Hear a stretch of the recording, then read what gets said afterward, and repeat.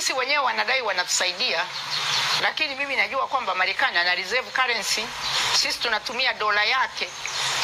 Kwa hiyo sisi tunamsupport Marekani, sio kwamba yeye anatusupport sisi. Sisi ndio tunamsaidia. Sasa hii elimu haipo, ni elimu ya finance, international finance. Haipo, watu hawaelewi. Yeye ana reserve currency. Sisi tunapouza kahawa, tunauza kwa dola. Wanatuletea dola ndio tunanazo. Sasa yeye ana reserve currency. Kwa hiyo yeye ana uhuru wa kuchapisha fedha huko Marekani. Sisi hapa Rais Samia hawezi kuchapisha fedha. Wamemwekea watu wa kumsimamia hapa. Sasa wakati wa COVID, Rais Biden aliingia pale akasema amechapisha hela, kila watu akagawiwa hela. Sasa sisi hapa rais wote angeweza kuchapisha hela za kutugawia? Hawezi. Wanapochapisha hela sasa maana yake nini?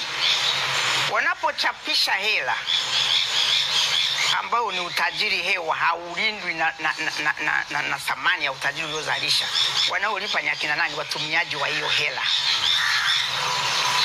Kwa hiyo dunia nzima inamlipa Marekani, not the other way round. Na ndio maana mtu yote anayejaribu kupinga hiyo, wengi wameuawa. Saddam Hussein aliuawa kwa sababu gani? Si kwa sababu alisema yeye atauza mafuta yake kwa euro, wala kusema anauza kwa hela yake. Alisema mimi nitauza kwa euro. Kichapo. Nilikuwa mmoja wa mataifa wakati tukiwa na Kofi Annan. Tulifanya kila juhudi kumuokoa Saddam Hussein, vilishindikana. Yeah, so mimi sitaki kuongeza kitu. Ameeleza kila kitu kwa habari ya uchumi wa dunia, global finance. Sasa issue moja. Sisi kwenye community yetu Faith Fusion Digital. Kwanza kama hujatufollow, nenda hapo Instagram, andika Faith Fusion Digital. Unamiss vitu vingi sana. Umeona? Sasa kwa watu wa Dar es Salaam tumeandaa hii event inaitwa Step into the Digital Economy, ambapo tutafundisha mbinu na njia ambazo watu wengine wanazitumia kunufaika na huu uchumi wa kidijitali. Jinsi gani wewe sasa na wewe ili uearn ama ufanye kazi upate hizo dola. Umeona? Ni jambo jema sana. Unafanya kazi ukiwa huko Tanzania, unapata dola, hiyo dola unaingiza katika matumizi yako ya shilingi.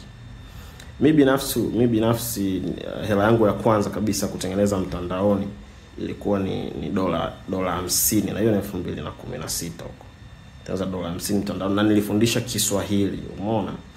Kwa hiyo mbinu zile nilizozitumia mimi na wanazozitumia watu wengine, wakufunzi wote watakuja kufundisha, tutazifundisha siku hiyo. Hizi hata sio siri, ni siri kwa sababu hauzijui. Kwa hiyo hata kama huwezi kuja wewe, una kijana wako, una mtoto wako, anaweza akaja akanufaika, akajifunza.